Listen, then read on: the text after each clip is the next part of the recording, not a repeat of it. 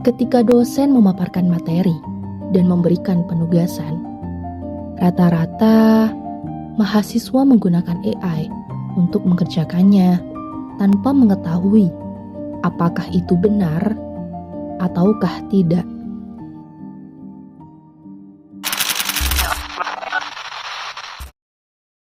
Di era digital ini, mahasiswa semakin akrab dengan AI. Tapi, apakah mereka sudah belajar? Ataukah hanya nyari jawaban?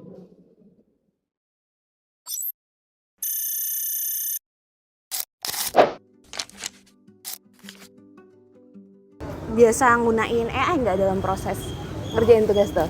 Kalau ditanya pakai AI, pasti pakai sih. Jadi selain notes dan juga tugas, biasanya untuk memenuhi ekspektasiku lah terhadap tugas yang udah aku kerjain, itu biasanya disempurnain sampai yang namanya AI.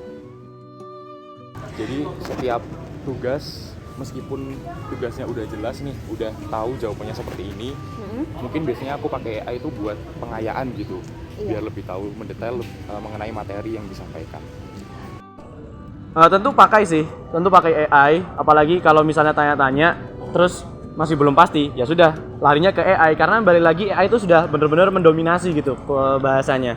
Tapi ya meskipun mendominasi kan pasti ada batasan-batasan dalam menggunakan AI kan. Nah itu saya gunakan bahasanya itu diparafrase sepaham saya gitu.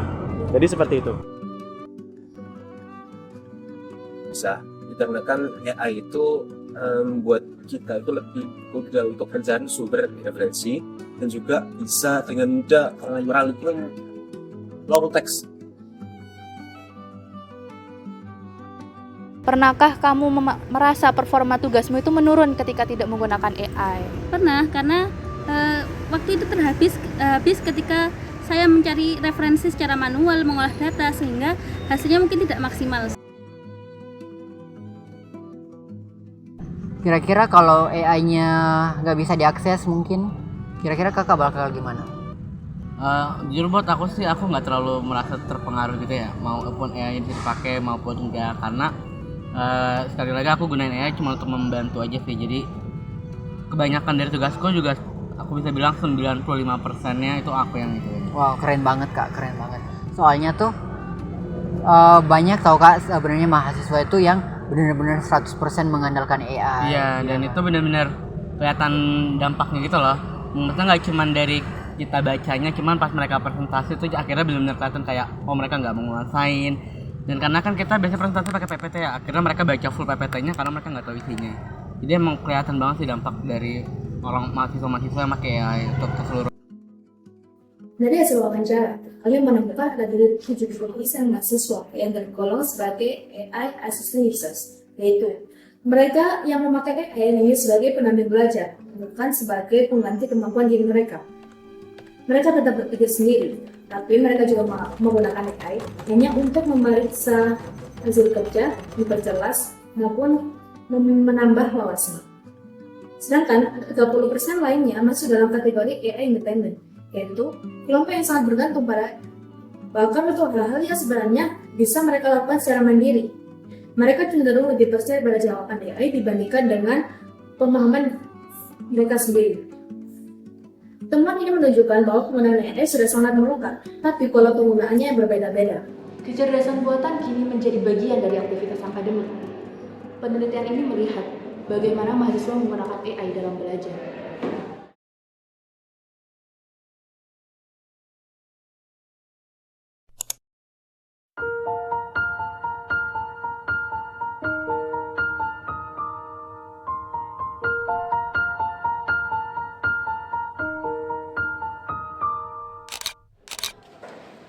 Mau deh, saya ngerjain tugas. Mau tugas apaan? Kan mamanya tadi udah kirim di GC. Sumpah, bentar. Gila, deadline-nya habis ini ya? Iya. Dari AI aja dah. Ya, iya. Tapi masa semua pakai AI sih? Ada minimal AI-nya juga kan? Nggak ada sih.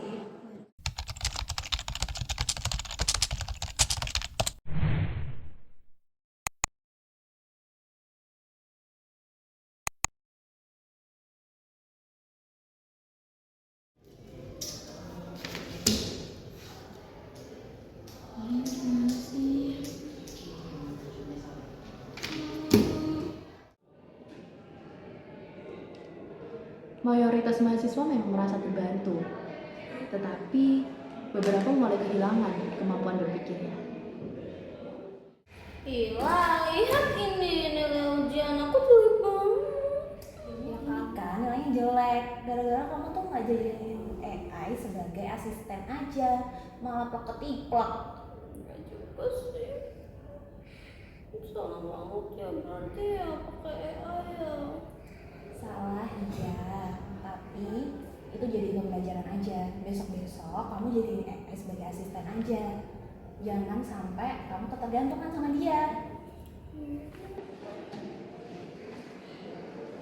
AI adalah alat, bukan pengganti pikiran. Maka bijaklah menggunakannya. One is the loneliest number that you